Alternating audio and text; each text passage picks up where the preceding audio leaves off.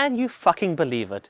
Keir Starmer is still taking freebies. Keir Starmer has taken £8,250 in free football tickets between November 2024 and April this year. That £8,250 includes 8 tickets to go watch Arsenal at the Emirates Stadium in the exclusive VIP director's box, where he gets to rub shoulders with some of the country's richest people, including the management of the Arsenal Football Club. Recently, the Lib Dems proposed an amendment in Parliament.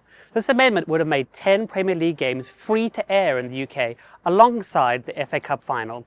This would have radically altered the way in which ordinary people can actually get to watch football matches like they used to be able to. But guess what? 340 Labour MPs voted against the amendment. Why do we think that is?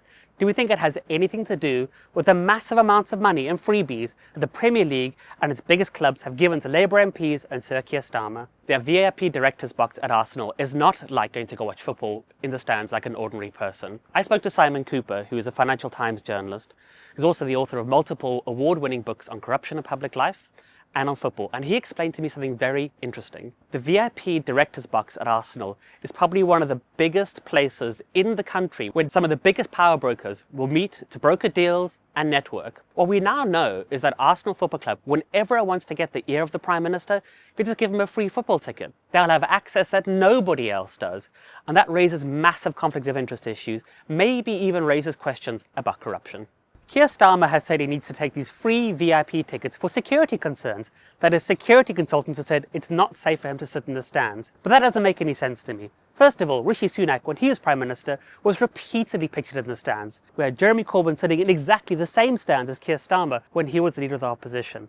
I spoke to a senior backbench Labour MP, and they were appalled at Sir Keir Starmer's decision to carry on taking freebies. They called it shameful. To their mind, it was clear Keir Starmer was hiding behind the security issues because he actually just likes the experience of luxury. Why can't Keir Starmer pay for these tickets himself? They're £1,500. You're telling me that the Prime Minister of the UK, earning £160,000 a year, having all his expenses paid, can't save up like the rest of us for a football match? Of course he can. So why does he carry on taking freebies when everybody has said, we don't want you to do this anymore? The problem with the freebies isn't just that that looks bad. It's not just that it's hypocritical in a time of austerity.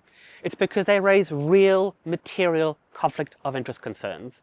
We've all seen how across the country, small football clubs have struggled to make ends meet. They've collapsed under the weight of financial irregularity. The independent football regulator is supposed to return football to the fans. It's supposed to stop dodgy owners buying into football, using the incredible brand power of the Premier League to rinse and wash their reputations.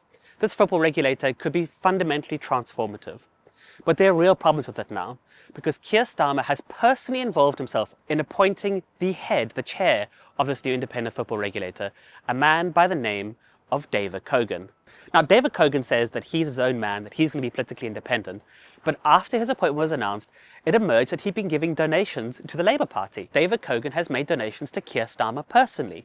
He made donations to Keir Starmer in 2020 to help him get elected leader of the Labour Party. And then again, during the general election in 2024, we made a £2,500 donation to Keir Starmer's local constituency Labour Party. Keir Starmer is involving himself in the appointment of a supposedly independent chair of a regulator who's donated directly to Keir Starmer's political career. But that's not all. Tim Lewis is the vice executive chairperson of Arsenal Football Club, and he, according to The Guardian, has personally endorsed David Cogan to be the new chair of the independent football regulator.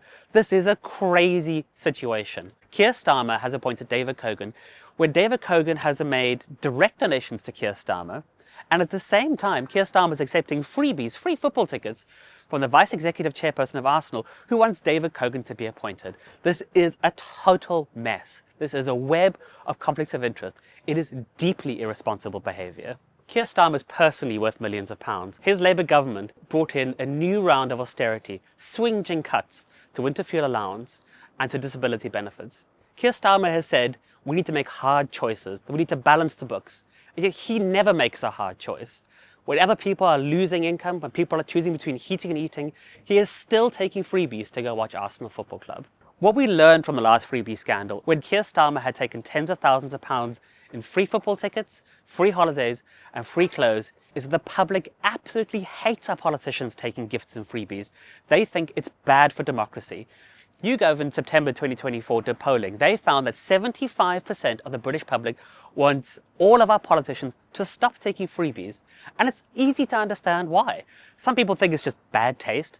Most people understand that it raises conflict of interest concerns, that our politicians should be looking after our interests, not the interests of people who give them freebies. The truth is, in the UK, there's an incredibly powerful football lobby, and it exists because the Premier League is one of the greatest brand propositions in the world. It is worth absolute billions. And the problem is that Keir Starmer, by accepting money from Premier League clubs and from the Premier League itself, has been captured by this lobby. This lobby doesn't work on behalf of its fans. It works on behalf of the billionaire owners of the biggest football clubs in the UK, who want to make the most amount of money while giving you the worst possible services. And Keir Starmer is totally on board with that. The public already has a real deficit of trust in our politicians. Currently, Keir Starmer is one of the least popular prime ministers of all time. When the public stops trusting our politicians, it opens massive space for politicians like Nigel Farage to fill the gap, to present themselves as the authentic version of the working class. And it's hard not to see why, because think about the situation. The Labour Party lost hundreds of local council seats, including an incredibly important parliamentary by-election to Reform. On the 1st of May, Reform beat the Labour Party by 6 votes to win the Runcorn by-election. 2 days prior to that vote, where was Keir Starmer? Was he on the campaign trail? Was he shaking hands? No. He was watching Champions League semi-final at the VIP section of the director's box. Where was Nigel Farage? He was in Runcorn. He was meeting people. He was hitting the pavement, and he was getting results. This is the danger of somebody like Keir Starmer, is that he is eroding public trust in our politicians, and he's paving the way for people like Nigel Farage. This Labour government came into power promising change, but as we can now see, it's actually business as usual, because what we have is the best democracy money can buy. This is precisely the sort of politics that the Tories used to engage in: cronyism, freebies, corruption. Those with all the money can get enhanced access to our politicians, while ordinary citizens are shut out from the corridors of power. We deserve a better class of politician, a politician that won't govern in the interests of the ultra-rich who give them freebies, but actually represents the will of the people. Independent media plays an absolutely critical role in holding government to account. In fact, it's independent media that often breaks the most important stories, like this story we're telling today. If you value independent journalism that holds the powerful to account, support Double Down News on Patreon.